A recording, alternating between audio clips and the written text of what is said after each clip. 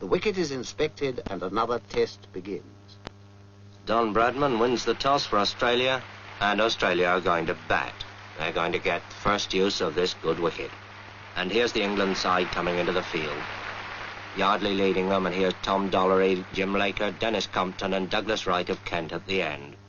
And then, out of the pavilion gate, come Australia's opening pair, Barnes and Morris. Morris in the cap.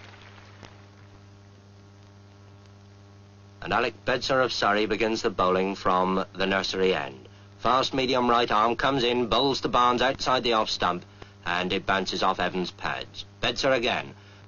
Bowls again to Barnes and again beats him outside the off stump. And the first over's a quiet one, a maiden.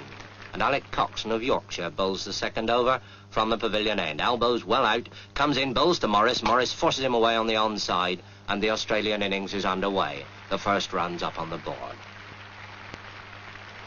And so another historic test is underway. Watched by the press of half the world. Watched, too, by appraising eyes in the pavilion. Eyes that have seen many a cricketer come and go.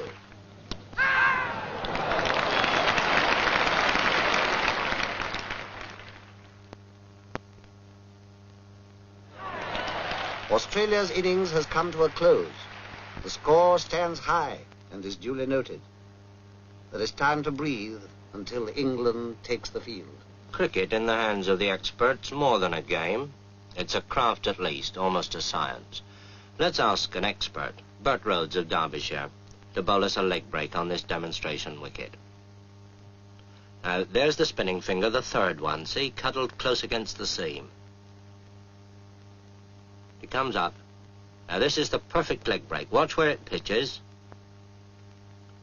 Just outside the line of the leg stump, and it turns enough to beat the off stump. And now the orthodox, the natural break, spun off that index finger, the off break. And this pitches, watch it, outside the line of the off stump, and it beats the leg stump. Now that's the right arm bowler's orthodox weapon. Let's see how the batsman copes with it. As the ball comes down to him, turning into him, well, all right, he just lets it hit the bat. And that's why short-leg fieldsmen were born. Well, perhaps attack's the best method of defence. Down comes that off-break again, and the batsman hooks it hard and high over those short-leg fieldsmen, but not over deep square leg. There is a way of doing it, of course, over the ball as it moves into you, and push it away along the ground as Edrich does this ball from Lindwall, playing it to Barnes. When England earned 27 for 1, which is nothing for Englishmen to be very happy about, and Ray Lindwall is bowling at full speed to Hutton. That ball's well up term, and he pushes it away past mid-off for a comfortable 2. Bradman moves round those hungry Australian slip fieldsmen, and Lindwall, in one of the finest spells of fast bowling seen in England since Larwood, bowls again, this time to Edrich, and Edrich pushes him away out into the covers, quite safely.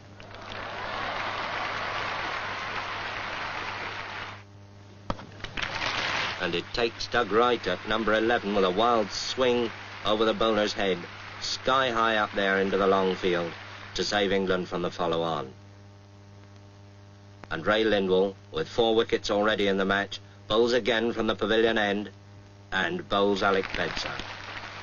And England are all out for 215, 135 behind Australia on the first innings. But now Australia have started their second innings. Bedser bowls to Barnes, his in-swinger, and Barnes puts it away, down to long leg. Round comes Hutton, fielding at long leg, and there's that quick low throw to Godfrey Evans. And now Wright bowls to Morris, and he's out.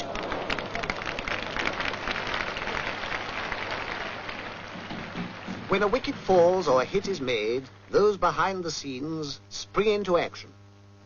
What they record will go speeding over land and ocean. When a batsman strikes, the whole world outside will want to know the score. And when they know it, they'll cast an envious thought to those who sat at Lord's and watched. And there goes Barnes, magnificently caught by Washbrook at long on for 141. And Australia are now 431 in front. And now here comes Lindsay Hassett, the vice-captain, to face up to Norman Yardley. I suppose waiting for the earlier batsman. He's had his pads on for best part of 4 hours. Well, he needn't keep them on any longer.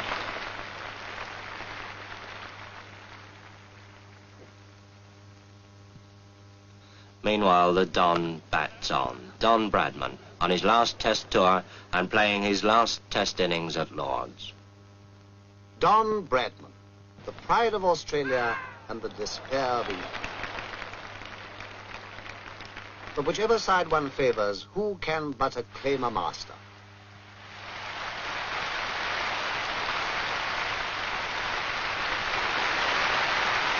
Bradman, whose name now joins the golden pageant.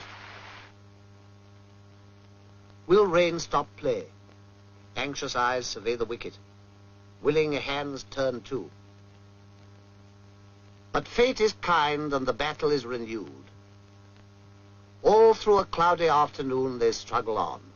The English batsman extra careful, heavily conscious of each wicket as it falls. England want 596 to win, and Hutton's out for 13, and England 42 for 1 wicket. And now Toshak bowls to Edrich. Ian Johnson catches him at first slip. Edrich is out. England 52 for 2 wickets, and in trouble. Everything depends on the man who now comes out of the pavilion. Dennis Compton. And with Hutton gone, England's last real hope. So they fight on, a battle of muscle, sinew, and eye. For this is cricket at its finest, calling forth a quality deep in men, the calmness of a Compton on a sticky wicket when the world is watching. England, 106 for 3, want an impossible 490 to win. Impossible?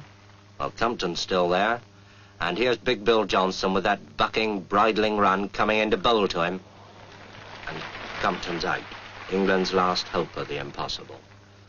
And now, Toshak bowls to Coxon. Toshak thinks he's out. Umpire thinks he's out. Coxon thinks it's a shame.